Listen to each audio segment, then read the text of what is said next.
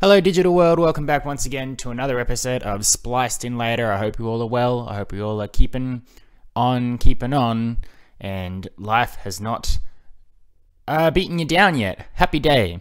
We're going to get right into it today with our episode of Spliced In Later because we are doing a top 10.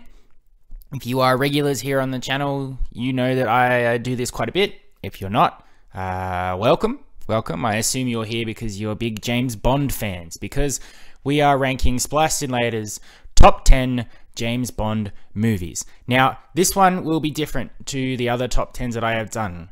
Hopefully, it will not go on nearly as long, because especially regular listeners on here will know that I've covered pretty much every inch of James Bond already. Back when I first kicked off this Spliced In Later podcast towards the end of 2019, I had the idea to comfort myself over the fact that the new Bond film No Time to Die had been delayed from its April 2020 release to October 2020. The first that none of us would know, but the first of many once the whole pandemic thing took off. But I spaced out my episodes on monthly basis. With each episode, I took a deep dive into the actor behind a James Bond, their legacy, their time in the role, the movies that they made, the type of world that they lived in, the type of themes and messages and all of that stuff that James Bond was during their point in the 60s, the 70s, the 80s, whatever, and whether the movies had aged poorly or aged well, my particular favorites and my particular ones that I thought were stinkers. I did all that with the plan that at the end, No Time to Die would be out, at which point I would do my top 10 movies for Bond. No Time to Die ended up being delayed a whole other year, so that didn't work out. So by the time No Time to Die rolls around next year, here in Australia, we were going through another huge wave of COVID, so most of us were all in lockdown, meaning it was difficult for me to get out to even see the movies. So when I finally saw it, I just reviewed it, and then I went on with my life, and I kind of forgot that I'd planned to do that.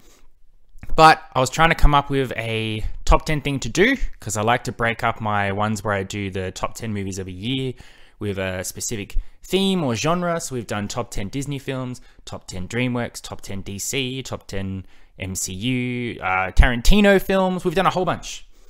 So then I remembered, oh shit, I haven't done it for James Bond. But it's also been many years since I've really watched the movies. I did my whole deep dive into Bond off memory, off what I remembered about seeing the Bond films years and years ago. So I decided before I do this top 10, I will go back and I'll rewatch them all. So over the course of 1 week, one very long, hectic week, I smashed out 25 James Bond films in succession, one after the other. If you're wondering, for this ranking, we are not including the films that are not part of the EON production line of Bond, not part of that continuity.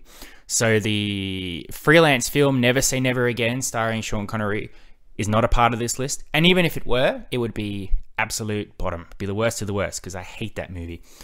Or the Peter Sellers parody film Casino Royale. Also, I haven't seen it, so I couldn't rank it even if I wanted to. So we're sticking to the original run of, at this point that I'm recording it, 25 James Bond films, from 1962's Dr. No all the way to 2021's No Time to Die. But because I've already gone deep into the Bond actors and films and all the information behind all that, I am planning that this ranking will not have me every time I mention a movie go deep into the film and why I like it or why I don't like it. It's going to be a very quick fire succession just to give you my top 10. I'll tell you what the movie's about, I'll say why I liked it, and I will tell you if my opinion changed or not. Because that's the one thing that's really made me decide I am going to do it. Because I thought, do people really want to hear me talk about James Bond more? Probably not. But when I rewatched all the movies, I found that a lot of my opinions had changed, some drastically. Some movies which I thought had aged poorly, I looked at on in fresher eyes and went, okay, I got to cut it some slack here. Some which I thought I didn't enjoy, I ended up enjoying much more on a rewatch. And some films that I was holding to a higher esteem either were still really good, but didn't meet that high bar that I had set for it, or it turns out I didn't hold up when I went back to it. I didn't find it near as exciting as others, which I thought I wouldn't find exciting, I found more. I don't know if that's because I, as a person, have changed since the original run of watching all these films. I think so. I think it comes down to my opinion of film has changed a lot. So I'm able to look at things in a more positive light. Also, I can accept the things that cannot change. I can look at things that were made in the 40s, the 50s, and the 60s, and I won't hold the fact that they were made in the 40s, 50s, and 60s against them. I also have a love for older films, and I'm really getting to a point as well where I really like short films. I don't like films that are too long, and there are some later Bond films which are longer than they need to be. So, you will probably be surprised by what my official ranking is of Bond films if you had listened to my old episodes, or if you've heard me talk about James Bond in general, because I certainly was a little bit surprised. There's nothing too shocking here. If you know me as a person, you probably know what the top 2 Bond films are going to be. You may even know what the top 5 are going to be. I'm not sure. But in terms of the bottom 5, in terms of how I feel about the James Bond character, about the actors who portrayed him, it's shaken up a bit.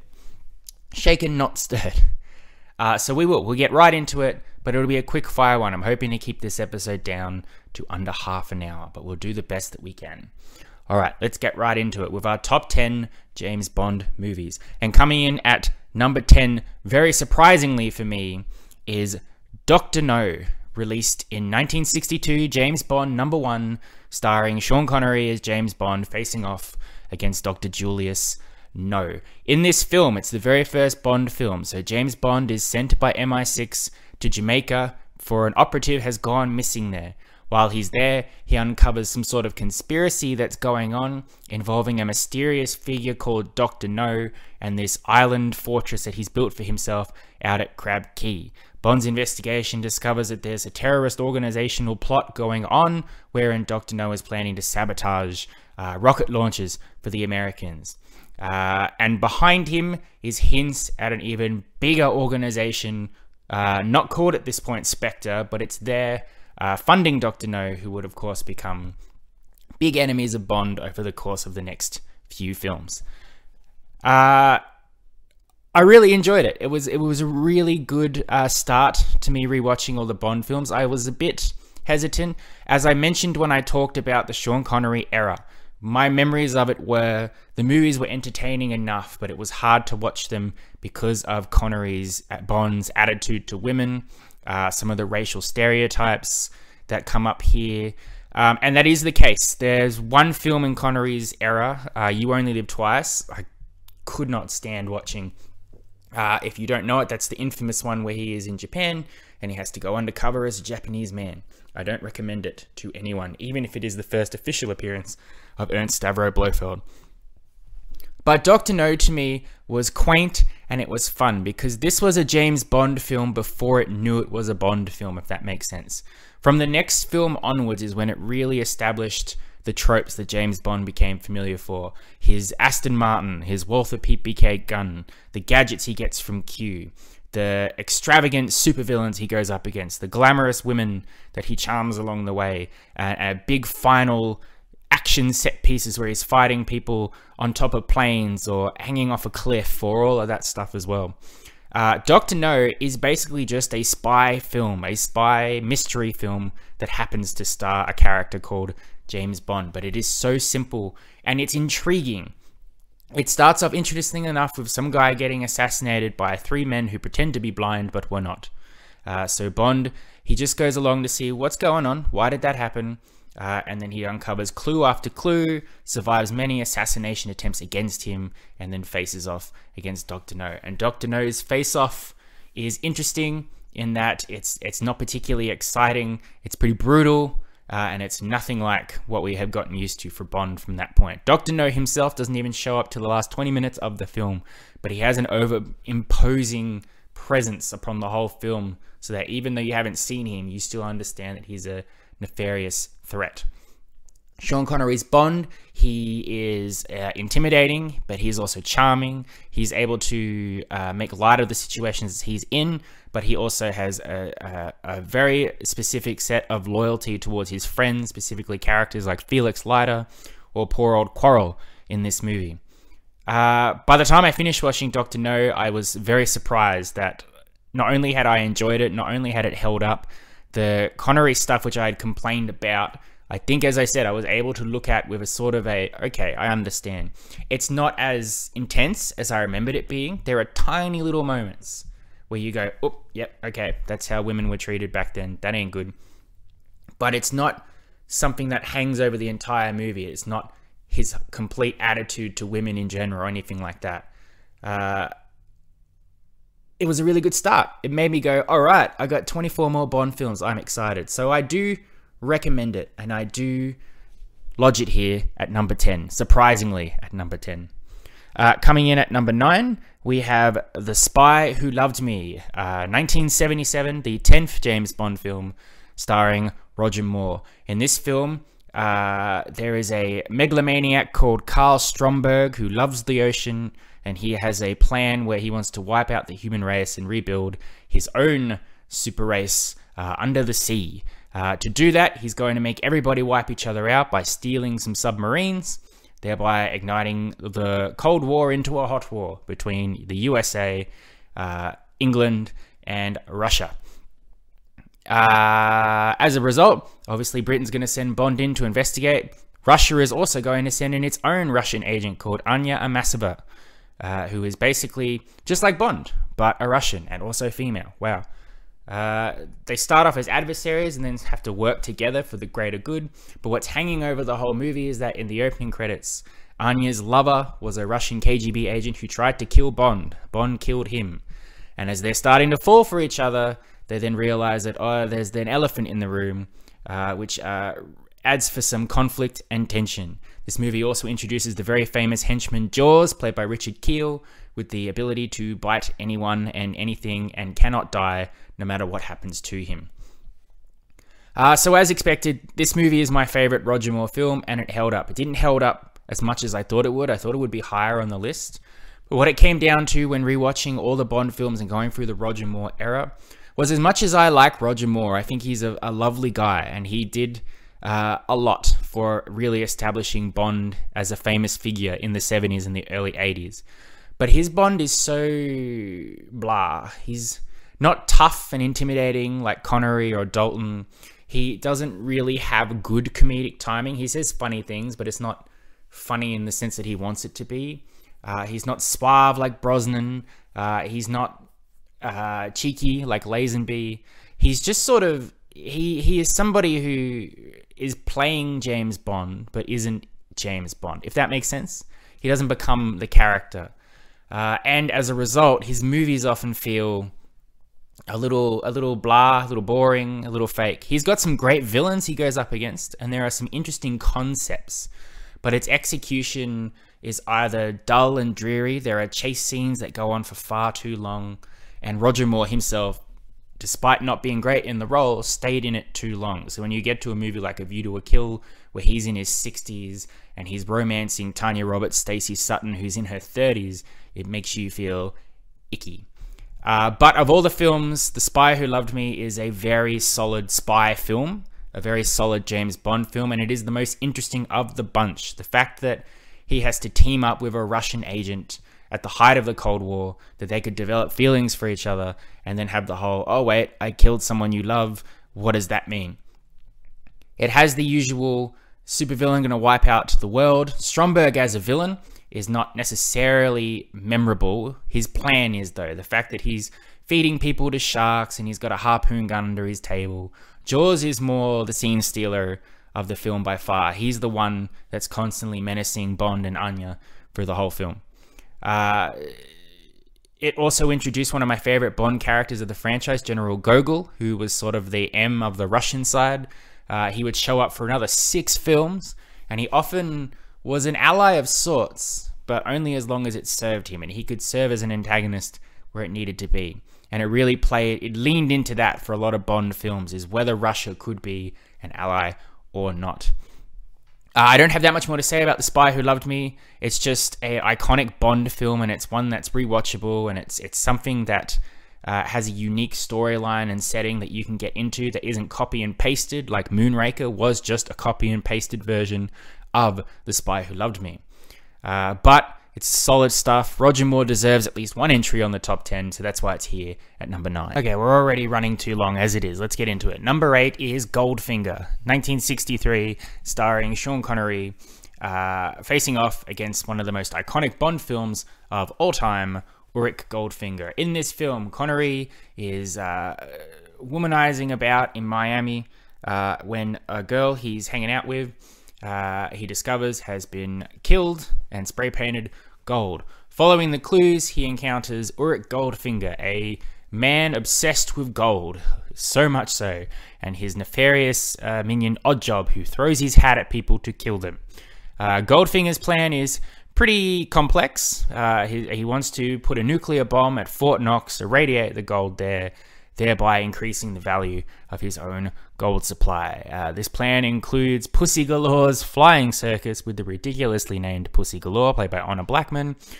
Bond, what starts off as a bit of a revenge plot, then becomes a full battle of wits between Bond and Goldfinger on who's gonna triumph at the end.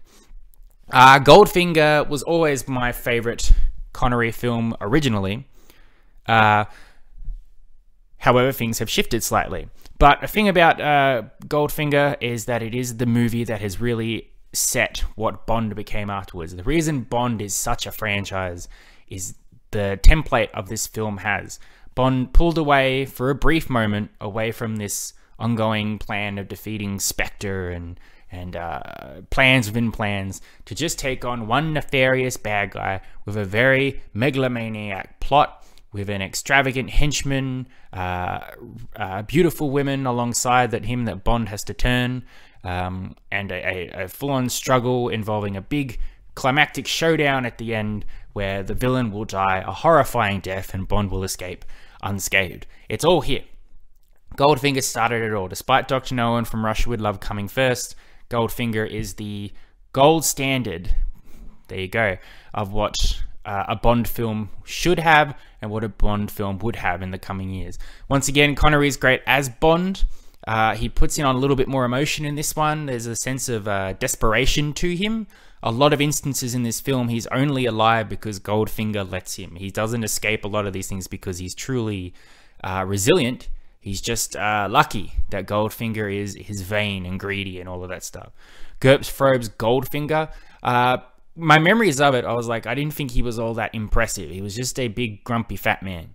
But on rewatching it, seeing him in a different light from someone who's seen thousands and thousands of villains across all these different franchises that I own, Goldfinger has a real sense of evil to him, a sense of unstoppable wealth. That means he's got the resources to do what he wants, and that he'll kill anyone and anything. He has no sense of loyalty to anyone. He's truly evil. Just because he's not physically imposing and can fight Bond does not mean he's not a great villain. He does more than Stromberg does sitting in his little castle under the water.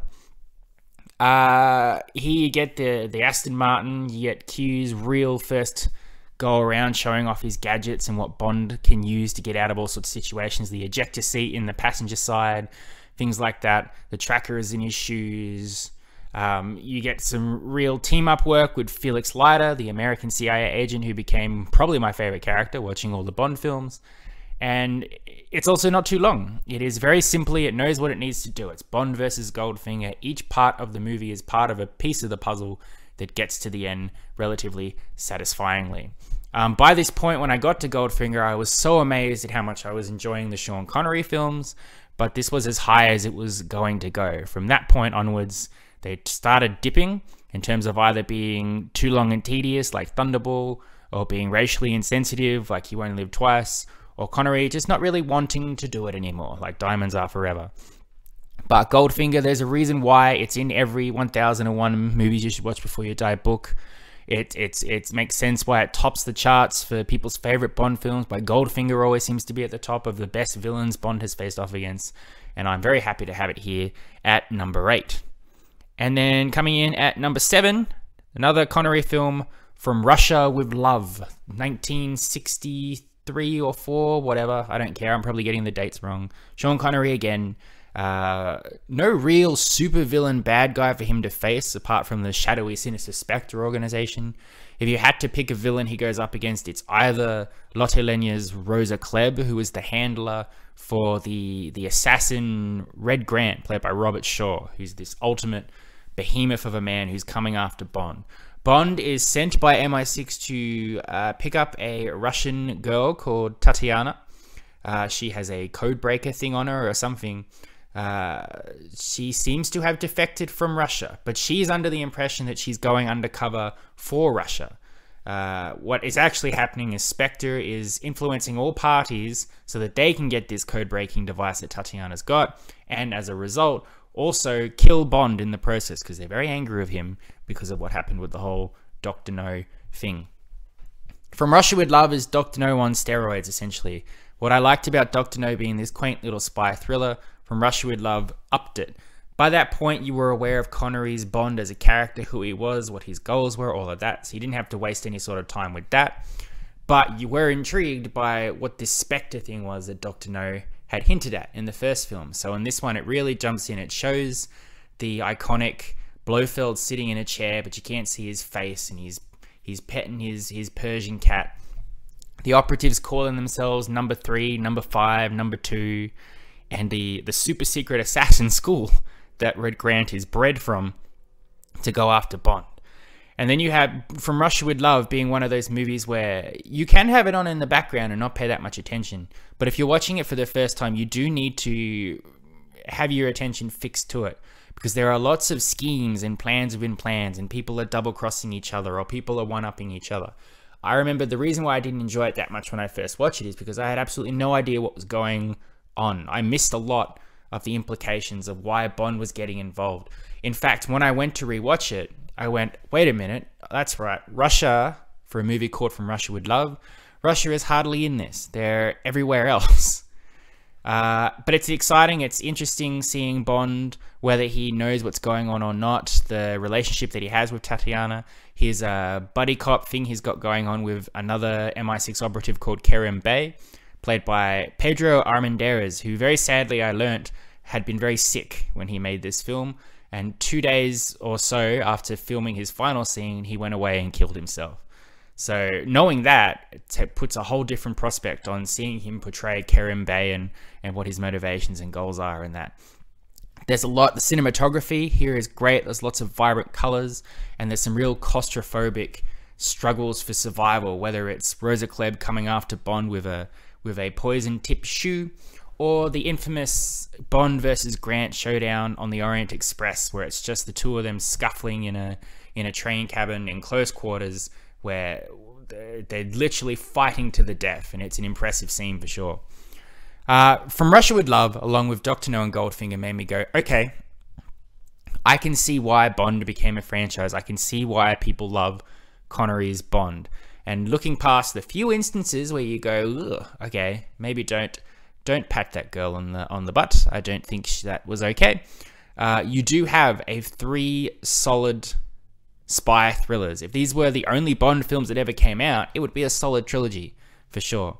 I can't wait to rewatch these films again, which means they deserve to be on my top 10 list in a way that I thought other films which aren't on this list would have been. So, From Russia with Love at number 7. Shockingly, all the way down at number 6, I thought this would be in the top 3 for sure, is Skyfall, the 23rd James Bond film starring Daniel Craig, released in 2012 for the 50th anniversary of James... Was it 50? Yeah, 50th anniversary of James Bond, I think. Don't quote me on that. Keeping in line with Daniel Craig's more gritty, real, grounded world of Bond, Bond suffers a shot, falls in the line of duty and is abandoned by MI6, so he goes off the grid.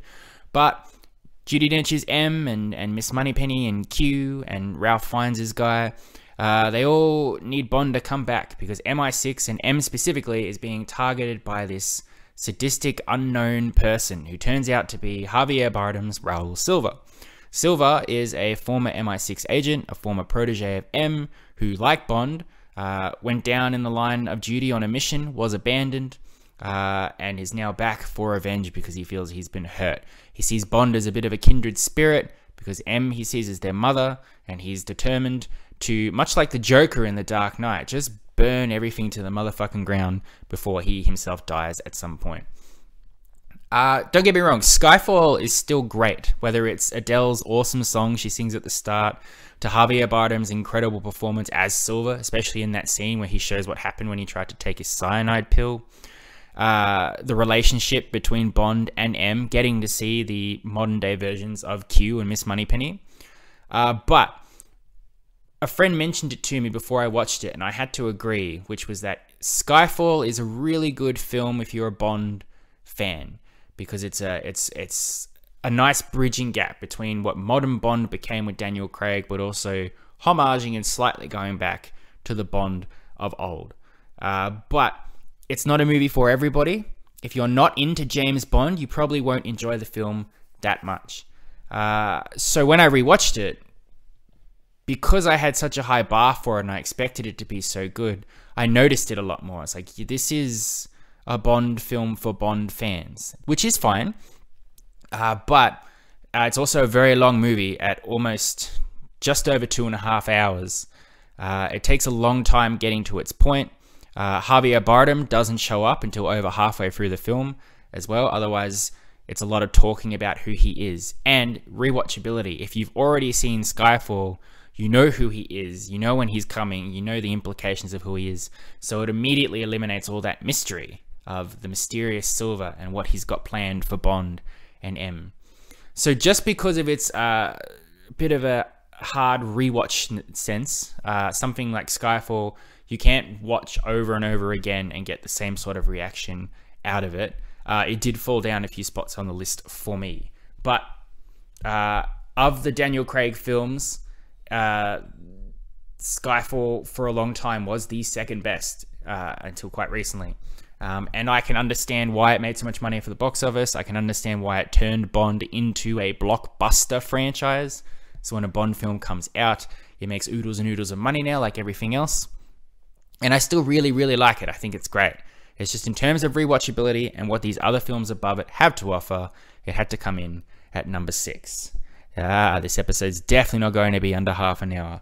At number 5, also a bit lower than I expected, On Her Majesty's Secret Service, 1969, starring George Lazenby in his only appearance as Bond, facing off against Telly Savalas's Blofeld. In this film, Bond is hunting Blofeld, doing what he normally does. In the course of his adventures, though, he comes across a suicidal woman named Tracy DiVincenzo, played by Diana Rigg. Saves her from trying to kill herself. What starts off originally as him being hired by her father to sort of spend time with her, to keep her from being suicidal, I guess, turns into a romance. They legitimately fall for each other. So much so that during his course of adventures, where he's flying off to the snowy mountains to take down Blofeld, he falls for her so much that he proposes that they get married. He will leave MI6 behind once he takes down Blofeld, and him and Tracy will have a happy life together. Of course, this was only the 6th Bond film out of 25, so you know that things probably didn't work out for him or for Tracy, unfortunately. But before you get to that very, very upsetting, very tragic ending, you get a really stellar spy film with the best version of Blofeld by far, and a really, really fantastic Bond film. When I first watched it, I don't think I enjoyed it that much, because I had been told before I watched it that, oh yeah, Lazenby only did one Bond film, so clearly it wasn't very good because he didn't come back. And when you watch the film, it's like, ooh, boring. I don't care if he gets married and all that. Where's the pretty girls? Where's the gadgets? Where's the silly villains? All of that stuff. Which is fine. If that's what you're after for a Bond film, you're not going to get that in On Her Majesty's Secret Service. But what you are going to get, and what James Bond desperately needs, which is why the Daniel Craig movies work so well, is to be humanized, to be shown that there's more to him than just unstoppable secret agent who loves the ladies, kills the bad guys, and moves on to the next movie. Lazenby was wonderful as Bond. He could be my favorite Bond if it weren't for Pierce Brosnan. But seeing him really let his guard down to fall for somebody, to feel emotion, is something that very few other Bond films can show. Otherwise, if you take that out, Tracy is a wonderful Bond girl, a great romantic foil to Bond. Diana Rigg, as you know, Queen of Thorns from Game of Thrones. She's a wonderful actor. She was, R.I.P. And Telly Savalas as Blofeld. He's pretty cool because they took the deformed, sinister mastermind of Blofeld that Donald Pleasance brought in You Only Live Twice and put him up to the physical standard of Bond. So they have a really intense final throwdown at the end of the film that starts at the top of a mountain and ends with them brawling on a bobsled, which is pretty cool. And Blofeld in here does the stuff that really would mark him as Bond's ultimate enemy. Great chases with skis, car chases, interesting supervillain plot by Blofeld as well. Lazenby was a great Bond, and On Her Majesty's Secret Service is great. Putting aside what you may or may not know, Lazenby only didn't continue on as Bond because his manager advised him not to do it. They happily would have kept him on. And if he had, who knows what he could have done. But for anyone who's looking at it going, oh, he only did one, so I guess he wasn't good, incorrect.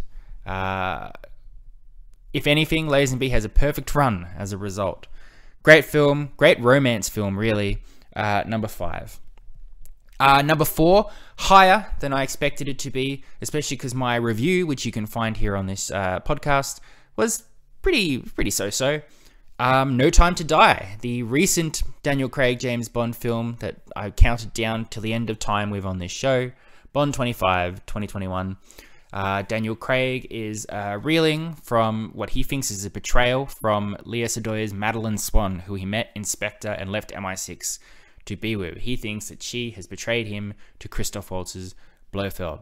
However, he's pulled back into everything again when a sinister figure called Lucifer Safin, played by Rami Malek, has stolen a MI6 funded device involving nanobots, which they are going to use to assassinate all their enemies. Safin's got it, and he's not only going after MI6, but Spectre and anyone else in the world who's wronged him. He has a childhood connection with Madeline Swan, and he has a obsession with Bond as well. He manages to really cause some trouble in Bond's life, and the movie ends on a point where no other Bond film has gone before. So yeah, No Time to Die, I struggled with the first time I watched it. I thought it was a little too long, and I had my issues with it, mainly that Rami Malek's villain I felt was underused, that Christoph Waltz was underused, that they knew where they wanted the film to go, but they took a really long time getting there, blah, blah, blah, blah, blah, blah. But then I rewatched it in the right setting. First time I rewatched it with my friends, and then the second time I rewatched it here after getting to the end of watching 24 other Bond films, and I can appreciate it in a whole different light. Not just the legacy of Daniel Craig's Bond, but Bond as a whole, who he was as a character at the beginning in 1962, and what he became. His relationship with Madeline, the implications that that has, how he feels about Felix Leiter and M, and his own personal struggles, and who he is as a man. Can he ever really leave MI6? Can he find peace? All of that stuff as well. It's an engrossing film, an incredible song by Billie Eilish, No Time to Die, which I've listened to over and over again to a point where my Spotify probably thinks that all I like is Billie Eilish, which is fine for it to think that, to be honest. Daniel Craig gives, for his final performance, probably the best performance he's ever done as Bond. The supporting cast are all there to help him in his struggles, but for the end of the day, it is the Daniel Craig show, and he kills it. Yes, Rami Malek isn't in it as much as I'd like, but looking on it on fresh eyes, the movie is not necessarily about the villain. And when I've gone back and seen how Dr. No doesn't show up in Dr. No until the last 20 minutes, and Silver doesn't show up in Skyfield till towards the end, movies where the villains weren't broadcast right from the start, I can appreciate how they use Safin in this movie. Not necessarily as a big bad villain everybody has to stop, but as a tool to the ultimate fate of Daniel Craig's Bond. It's really good. It's moved up a lot for me. If I went back and did my top 10 films of 2021, No Time to Die would absolutely be on the list instead of an honorable mention. So it's rocketed up here to number 4. Coming in at number 3, the only Timothy Dalton film on here, but boy is it a goodie, License to Kill from 1989, where James Bond, in a darker, more grittier film, finds his friend Felix Leiter has been horribly maimed and his wife has been killed by simply a grumpy drug dealer called Fran Sanchez. Bond wants to fucking kill Sanchez, but because Sanchez isn't a supervillain target that MI6 would go after, he's told, don't do it. Bond says, well, fuck you, I'm going to do it anyway, because Leiter was my friend. As such, his 007 license is revoked, his license to kill taken away, and he essentially goes rogue. He goes on the run to take down this vendetta against Sanchez, losing all his allies and his friends. Dalton's Bond is awesome. He was misused in the film that came before this, The Living Daylights, because from what I can tell, The Living Daylights was written for Roger Moore and was instead given to Timothy Dalton. So a lot of what Dalton does, the way he acts, the mannerisms, the things he comes across, is written for a Moore type era. License to Kill is the first look at, okay, so Dalton is going for a more grittier, gruffer, down-to-earth, violent Bond, which we would eventually get properly with Daniel Craig, but a Bond that allows his emotions to get the best of him in certain situations, leading to a pretty intense roller coaster of a film for Bond, as he goes through having his friend get hurt, losing all his allies, having to go off the grid, and this violent vendetta he has against Sanchez, which involves fire and brimstone for the poor villain by the end. Great song as well, which I don't think is appreciated often enough.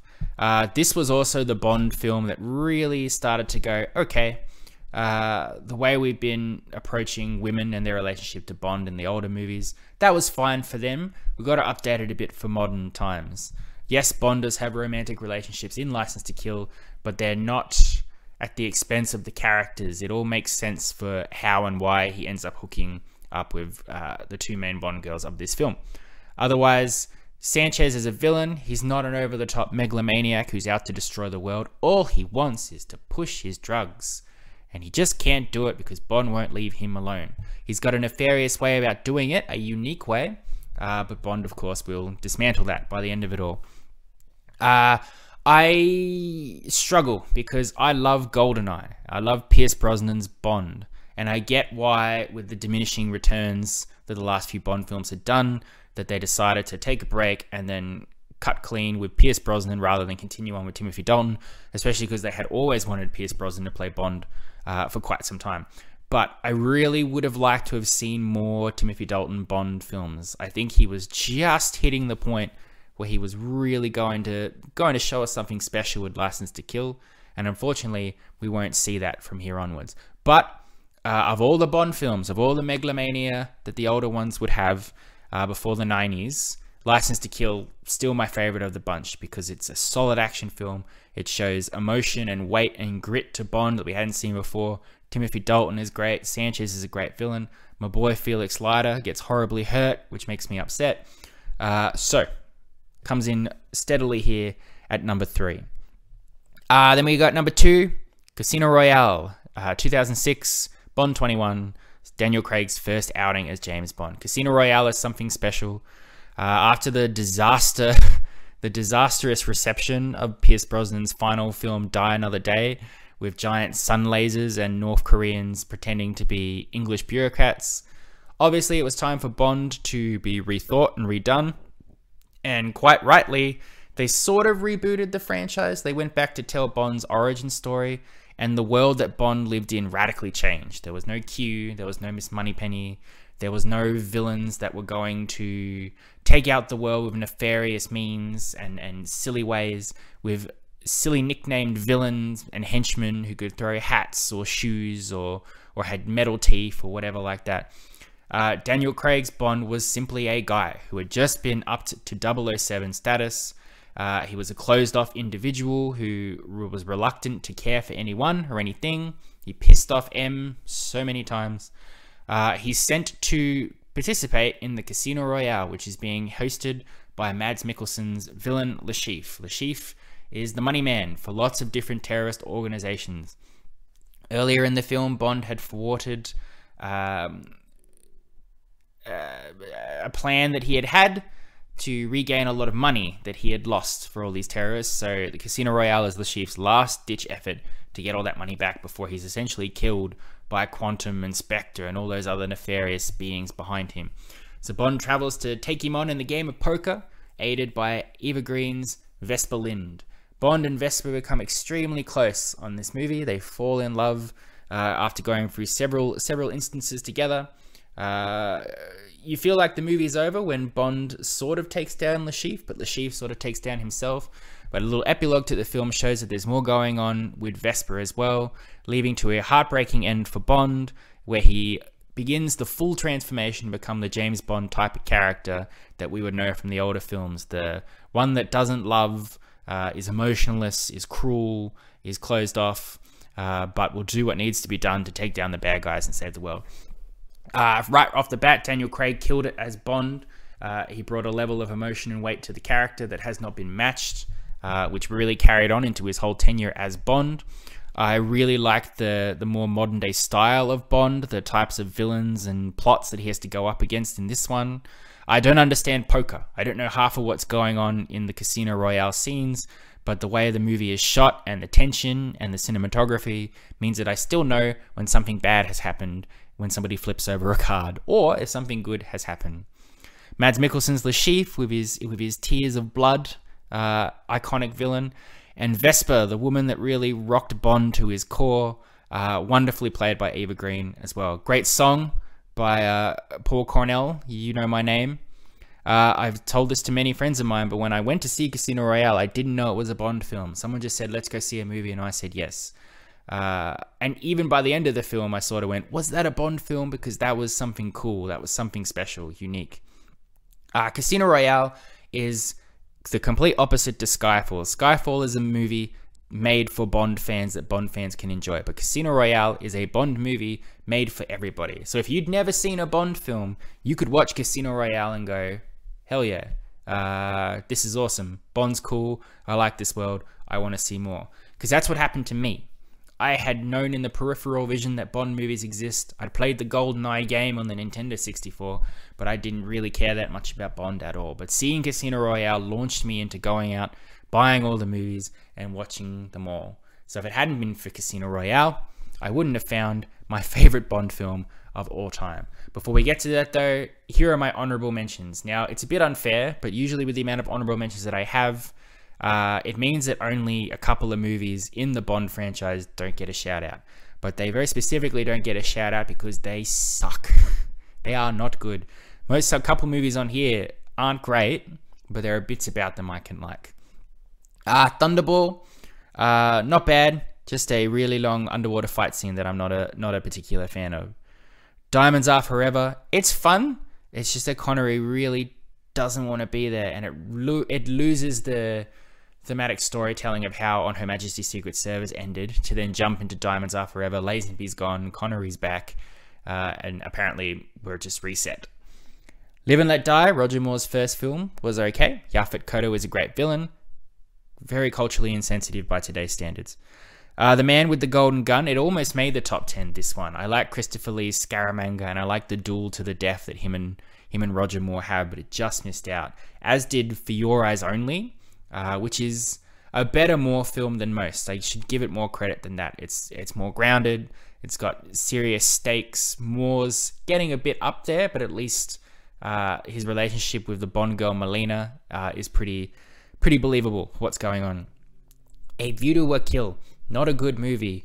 Moore's too old. The whole thing's a bit silly, but it's saved by Christopher Walken's villain Max Zorin. He steals every scene he's in, and I love him. The Living Daylights, as I said, I like Dalton's Bond, but this movie didn't know if it wanted to be a Moore film or a Dalton film, so it ends up being neither. Tomorrow Never Dies. Unfortunately, after Brosnan's first film, all the other Bond films for Brosnan are okay. They're just not great. Tomorrow Never Dies is a bit boring in my opinion, but I do like the villain Elliot Carver's idea that he wants to cause global chaos so he'll make good on his newspaper headlines. The World Is Not Enough is pretty good. I like the shift in villains. I like the portrayal of Renard by Robert Carlyle. It just falls down with the whole Denise Richards in it. She's shoehorned into the film and she stands out compared with everything else going on in it. Die Another Day. Look, it's trash. It's not great. But I like the Madonna song, even though everybody else hates it. And I like Toby Stephens as an actor. So even though his Gustav Graves, his origin story is dumb, I enjoy watching him. And Spectre, the only Daniel Craig movie besides Quantum of Solace, because that's just not a good... Quantum of Solace is boring. But Spectre used to be on my top 10s, but on a rewatch, I found it a little boring. It was a bit hastily thrown together that all the other Bond films had been building towards Christoph Waltz's Blofeld. Christoph Waltz is great as Blofeld, and it does lay the foundations for what No Time to Die would present. But Skyfall left us with such hope for what they were going to do with the Bond franchise, and they really sort of stumbled in what they did after that. But of course, number one, there was no surprise what it was going to be. If you're my friend, or if you listen to my old episodes, you know that it's GoldenEye, Pierce Brosnan's first film, 1995, where he faces off against fallen MI6 agent Alec Trevelyan, 006. Look, it's a great film. It's a great showcase of Pierce Brosnan's role as Bond and why they had wanted him to be it for so long. It's an interesting story of Cold War leftover shenanigans and Trevelyan's plan to use the GoldenEye satellite to just fuck things up for the world. Great supporting characters, especially in the Bond girl Natalia Simonova and the ridiculously named Xenia Onatop, played by Famke Janssen. But it's Sean Bean's Trevelyan that really elevates the movie for me. I love the idea of a bad Bond, a Bond who has fallen, who is doing nefarious things, a mirror image of him. I like the idea that they were friends and they had this sort of brotherly bond. To see brothers fall and fight each other is always great. And Sean Bean's Trevelyan is tortured. He is megalomaniac by the end of the film, but there's a sense of a backstory there where you know that the reason he's being bad is because the world kind of shit on him. And Brosnan plays Bond with emotion and heart and a connection to the villain. He's very upset at what's happening. And even though he has to take down his brother, he doesn't really want to do it. Look, I said all I can about GoldenEye in my GoldenEye episode. I really talked about how great it was as a movie. So in the interest of keeping this episode under 50 minutes, Jesus, I thought this would be half an hour. Go check that one out. But GoldenEye is the gold standard of all Bond films. If Goldfinger was the gold standard of a Bond formula, GoldenEye is the standard of what a Bond film can be when everything's working for it. A great Bond actor in Pierce Brosnan, a great middle point between the outlandish ludicrousness of the 60s, 70s, and 80s Bond with ridiculously named characters and megalomaniac supervillainy, but also stepping into the more modern version of Bond in terms of emotion for the Bond character, connections to things, and grounded supervillains with plots that could happen in today's world, and motivated by things other than just I'm evil for the sake of evil. GoldenEye's great, the best Bond film of all time. Thank you very much for listening. This was longer than I planned, but whatever. Next time I just won't say I'll keep it under a certain point, and maybe I'll actually abide by it. But I hope you've enjoyed. This will be the last time I get into Bond for quite some time. Until there's a movie that's released and I can review, which from what I can tell, I think will be quite some time. I don't think they really have a plan for what they're going to do after Daniel Craig's very dramatic exit from the franchise. So we'll have to see. But yeah, I won't be talking about Bond again until I review a new movie, if there indeed one does come out. But stick around over the week, because I'll be back in a couple of days, probably this Friday, to review Black Adam, starring Dwayne Johnson, the new DC movie. I'm excited for it. I've got my ticket. I'm ready to go. So be sure to tune in for that to hear me say whether it's good or not. I'm not sure. I really have no idea if I'm going to like it or not. So I'm excited to see what happens. But until then, thank you all for listening to me. I love and appreciate you as always. And I promise no more Bond talk. Well, maybe. We'll see. Anyway, I love and appreciate you. I'll catch you on the next Spliced In Later. Adios, muchachos. I'll catch you next time.